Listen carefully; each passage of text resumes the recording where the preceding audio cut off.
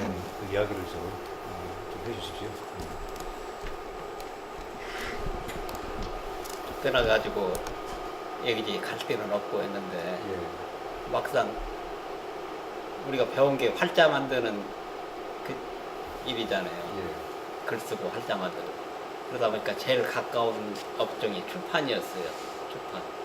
그래서 도서출판 아침이라고 이제 출판사를 차려가지고 예. 출판 활동을 하는데 그 당시는 출판도 언론과 마찬가지로 탄압이 극심했습니다.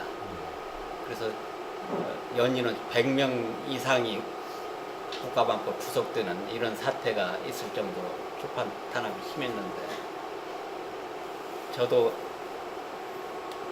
그 일환으로 2번이나 구속이 되고 한 번은 김영욱 회고록 출판했다가 100만 원 현상금에 현상 수배까지 당하는 그래서 8개월간 도피 생활을 한 그런 경우도 있고 또 이기영 선생 지리산이라는 시집 냈다가 또 구속돼가지고 저쪽 오왕 구치소를 갔고 그 전에 또 다른 출판물 때문에 서대문 형무소도 가보고 우여곡절을 좀 많이 겪었습니다. 근데 저희들은 이 출판 쪽에서 언론을 대신해서 언론이 그 당시 군합발 아래 다 숨죽이고 죽어있는 상황에서 그래도 출판을 통해서 언론의 역할을 기능을 좀 조금이라도 해보자 이런 각오가 있었어요. 그래서 제가 제일 먼저 낸 책이 민중과 자유언론이라는 책이었는데 송건호 선생님, 김태홍 씨, 정현주 씨, 박기동 씨 이런 해직 언론인 10명이 만든 언론 관련 책자였습니다. 그래서 해직 언론인들 70년대, 80년대 해직 언론인들 명단까지 다 책에 실어가지고 1차로 그 책을 제일 먼저 뿌리고 그랬습니다. 그러니까 이 출판 활동 자체가 언론계 활동의 일환이다. 그런 각오를 했고 그 출판 탄압을 뚫고 우리가 또 역점을 두었던 게 출판 자유를 쟁취를 해야 되겠다. 그래서 한국출판문화운동 협의회란 출판인 단체 조직을 해가지고 제가 초대 회장으로 또 활약한 바가 있습니다. 그러다 보니까 몇푼 팔아서 밥 먹고 산다고 그냥 감에 왔다 갔다 하면서 책 팔리면 좀 그 팔아가지고 생계 유지하고 이런 식으로 생활을 했습니다. 그 민주언론협의회죠. 말지 장관으로 이어졌던. 예, 그것도 좀 민주언론운동협의회 이제 초창기 85년도에 발기인으로 참여를 했고 저는 구체적으로 이제 정식 참여 활동하게 된 건 88년 한겨레 신문을 창간하고 말기를 만들던 주력 부대가 한겨레 신문으로 좀 이동을 해버렸어요. 그러다 보니까 그 민주언론운동협의회에 이끌 사람이었고 또 멤버들이 전부 남아있질 않았어요. 당시 이제 말기를 만들던 실무자들만 몇 명 남아있고 이런 상황에서 송건호 그 당시 의장님이 저보고 미래냅을 맡아가지고 좀 이끌어달라 부탁을 하셨어요. 그래서 이제 제가 미래냅 의장을 맡아가지고 가보니까 기자들만 젊은 기자들 몇 남아있고 아무도 남아있지 않았어요. 그래서 다시 재건을 했습니다. 해직 언론인들 각 동아투이, 조선투이, 80년 해직 언론인들 중심으로 해서 실행위원회, 운영위원회를 다시 짜고 조직을 하고 그렇게 해서 이제 말지 사장까지 겸해가지고 저희들 했는데 다행히 말지는 잘 팔렸어요. 제가 사장할 때 5만 부까지 찍었어요. 그러니까 제가 다닐 때 말지 열심히 봤어요. 굉장히 잘 팔렸죠. 그래서 광고 없이도 충분히 유지가 될 정도로 잘 팔렸습니다.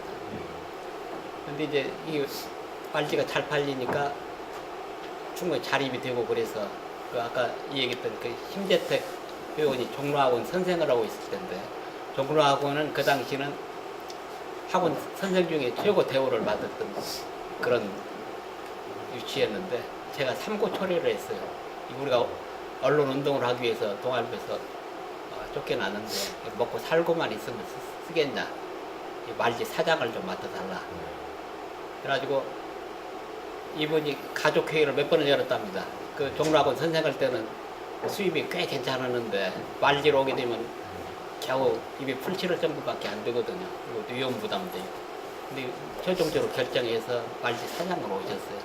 그래서 말지 사장을 침대택 교원한테 맡기고 저는 언론 운동 쪽에 전념하게 됐습니다. 예. 제가 이제 구체적으로 한 일이 1990년에 그 강경대 열사 예. 사망사고 났을 때 원직한 목사님을 중심으로 해서 매일 수십만 명이 강경대 살려내라 독재적으로 타도하자 시위를 했습니다.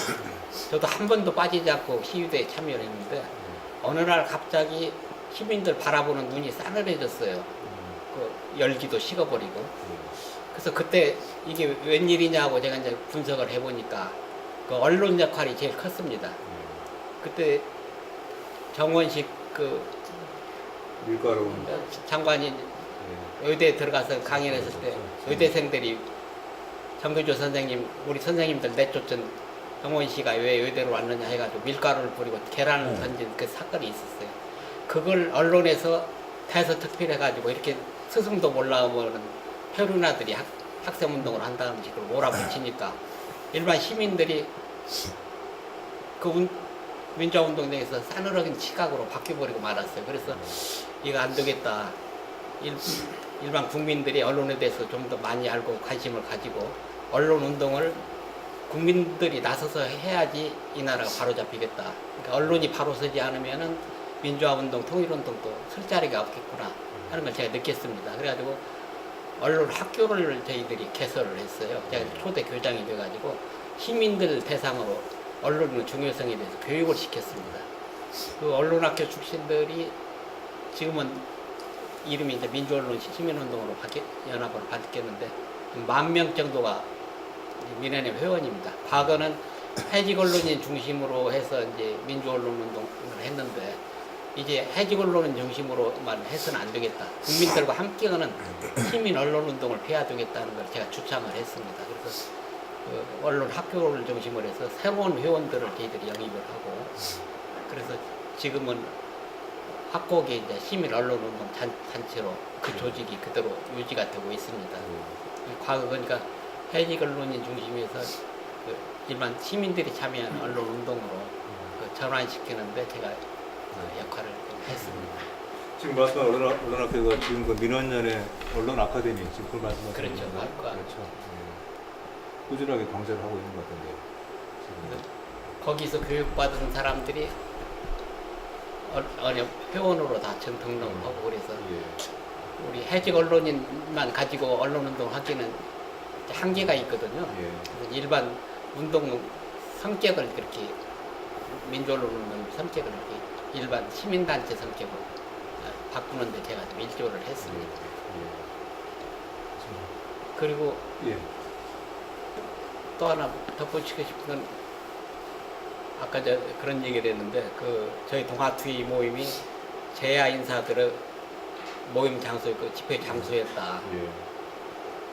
그러다 보니까 우리 동아투이가 일반 재야 단체 사람들을 연결시키는 연결고리가 됐어요. 제일 많이 재야 인사를 알게 되고 그래서 85년도에 그 민주통일 민중운동연합 민통연 조직 결성에도 우리 동아투이가 적극적으로 참여를 했습니다.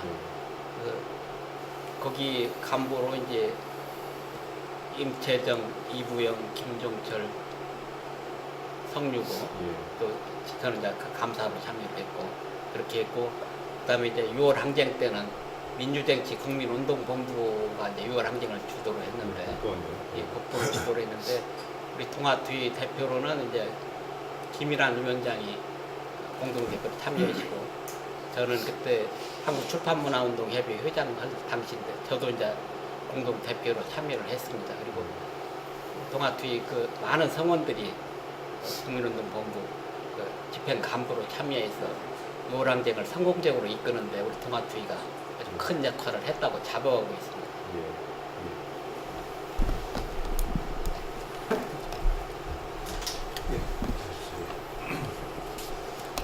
저는 그 신문사에서 사회부에서 법조를 나갔어요. 그 2년을 해서 나중에 뭐 소송하는 그런 걸 주로 맡아 했는데 예. 당시 법조 나갔을 때 주로 김지아 구속대 오적 사건이라든지 이철, 이신범 이런 민청 학년 사건 뭐 이런 걸 제가 취재했던 기억이 나는데 특히 그 기억에 남는 거는 72년 10월 17일 유신이 나는데 이틀 전인가 기억이 나는데 그때 김기춘 법무부 검사가 그때 말단 아마 사무관 정도 말단됐을 거예요.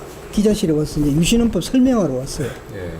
그 유신헌법이라는 게 물론 우리 법조 기자들도 뭐 다 법대 출신에다 막 베테랑들 많은데 이게 뭐 말도 안 되는 그게잖아. 뭐 명목은 뭐 저 남북 관계 뭐 통일 어쩌고 이렇게 하지만 또 독재로 가는 영부 집권으로 가는 거잖아. 그래가지고 뭐 설명하는 걸 반박을 하니까 나중에 이제 젊은 사람이 막 얼굴이 멀게해가지고 이리 나갔는데 그때 내 느낌이 처음에 내 김기춘 씨를 봤을 때 참 외양이 말이죠. 미남이고 샤프하더라고. 젊었을 때 진짜 미남이었어 그 사람. 야 그리고 머리 좋고 저리 똑똑한 사람이 법을 공부를 내가 이렇게 악용을 하는구나. 꼭 아침 이슬을 먹어도 뱀은 독을 만들고 뭐 소는 젖을 만든다는 말이 있는데 그런 느낌을 받았어요 그 당시에. 그리고 저는 이제 그 해직되고 나서 그때 저희 같이 조금 전에 나간 홍승면 씨가 계셨는데 그분이 저를 하나 불러가지고 그 모 기업의 창업주가 돌아가셨는데 그 전기를 써달라고 자기한테 부탁을 했는데 자기가 뭐 하긴 하니까 같이 일할 사람이 하나 필요해서 당신 네랑 같이 일을 하자고 그랬어요. 그때 해직된 지 한 7, 8개월 됐을 때인데 뭐 좋다고 그래가지고 일단 저는 뭐 그게 뭐 정식 사원은 아니고 별도로 해가지고 그 임시로 했던 그런 일을 했어요. 그걸 한 3년인가 하다가 하니까 그 기업에서 야, 내 같은 이런 뭐 사람이 없으니까 사보 만드는 거 있잖아요. 그걸 좀 맡아줬으니 좋다고 했죠. 사보 편집하는 걸 했는데 그때 사보라는 게 비교적 다른 어디보다 원고료가 좀 많이 줬어요. 그래서 특히 송근호 선생님 이런 분들한테 보통 다른 데 보는 것보다 한 서너 번씩 원고를 많이 줬기 때문에 뭐 이렇게 원고 청탁도 드리고 그랬는데 그 당시에 뭐 또 사회운동 하던 그 내 기억이 나는 이시영 씨라고 그 고은 씨랑 같이 그때 그게 뭐였죠? 문인들 자율 실천 문인회비에 그 활동을 하다가 뭐 여러 가지 고난을 받던 시절이 있는데 논다고 그래서 이시영 씨를 이제 내 밑에 데리고 있었는데 이 친구가 와서 한 며칠 안 돼서 또 뭐 선언을 해가 29일 구류를 받은 거야. 그게 회사에서는 이 친구 신입 들어봤더니 어디 갔냐고 자꾸 묻는 거예요. 그래서 저 인쇄소에 갔다고 그러고 뭐 편집회사에 갔다고 그러고 한 달 가까이 커버해 준 적이 있는데 이런 일이 있었고 그 다음에 직장 생활하면 저도 이제 어느 정도 그 직장에 있으니까 직급도 어느 정도 과장도 되고 올라갔는데 그 당시는 내가 있던 회사에 해외 건설 현장들이 많아가지고 그런 걸 뭐 이렇게 취재하고 알리고 홍보하는 이런 역할들이 있었는데 그 당시 해외 출장을 가야 되는데 해외 출장이 안 되는 거예요. 왜 그냥 그때는 정보부에서 여권 발급을 다 컨트롤하고 있어. 나는 이제 그 과거 전력이 있으니까 안 되는 거예요. 그래서 처음에는 그랬어요. 제가 집안에 뭐 일이 있어서 내가 못 간다. 다른 사람 갔는데 나중에 뭐 한두 번 거기 들통이 나가지고 뭐 여하튼 결격 사원처럼 회사에서 이렇게 해가지고 그리고 뭐 이사를 갈 때든지 특히 내가 조금 승진해가 자리를 옮길 때인데 종합조정실이라고 있는데 그날 첫날 보니까 우리 정보부에서 우리를 담당했던 이봉로라고 있어요. 그 친구가 딱 찾아오더라고. 그래서 내가 깜짝 놀랐어. 동투를 담당 그 정보부 정보과 파견. 영사요? 그래서 사실은 결혼식장에도 왔었어요. 그래 내가 불러가지고 내가 당신 말이야 오늘 내 참 그 기쁜 날인데 나 보고 싶지 않다. 그랬더니 아니라고 자기는 진짜 축하하러 왔다고 그러는데 내가 뻔히 알죠. 누가 왔는지 이런 거 보려고 왔겠죠. 그 사무실에 오더라고. 야 그래서 야 이렇게 빅브라더가 이런 거구나. 꼬등이 감시가 되는 거야. 이사 가면 또 사람 찾아오고 어디 갔는가 하고 말이야.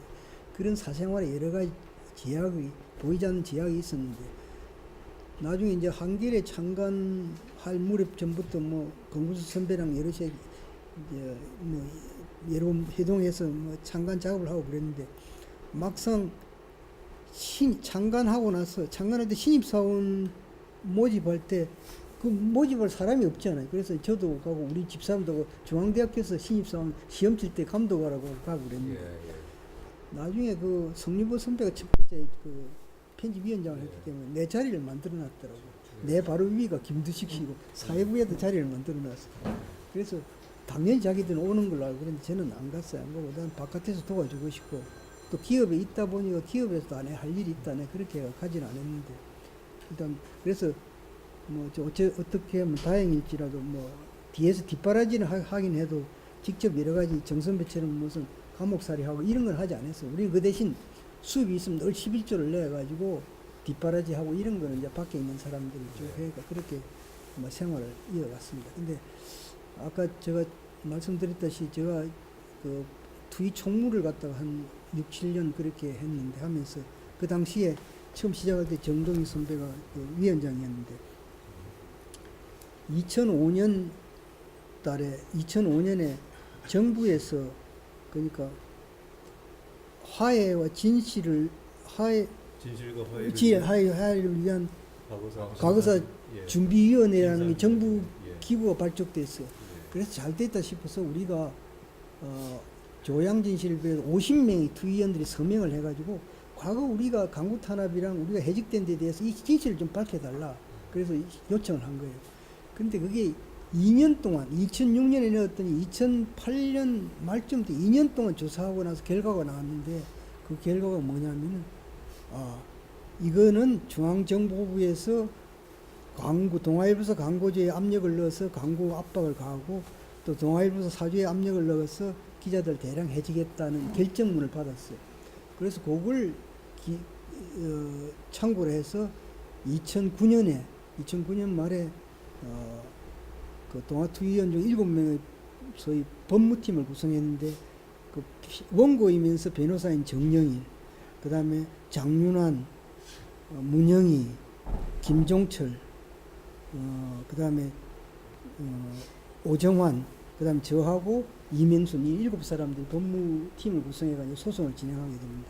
했는데 2011년에 이제 소장을 내가지고 그 다음에 1심에서 어떤 판결을 받았냐면 정부에 의해서 여하튼 국가에 의해서 해직된 건 인정한다. 그러나 민법상 5년 기간이 있는데 공소시효 소멸시효가 지났다 해서 청구를 기각하는 걸로 나왔어요. 고법도 마찬가지 결과가 나왔습니다. 그런데 2년 전에 2015년에 말쯤 돼서 대법원 상고심에서 이걸 이제 파기환송대가 결과가 뭐냐면 국가기관이 최소한 그렇게 결정했다면은 국가가 이를 시효가 지났다 해서 기각하는 것은 권리남용이라 이런 판결을 내면서 그 대신 그 민주화 보상법에 의해서 그 지원을 받았다든지 아니면 과거사 거기에다가 신청을 하지 않는 사람은 의지가 없는 걸로 봐서 뺀다.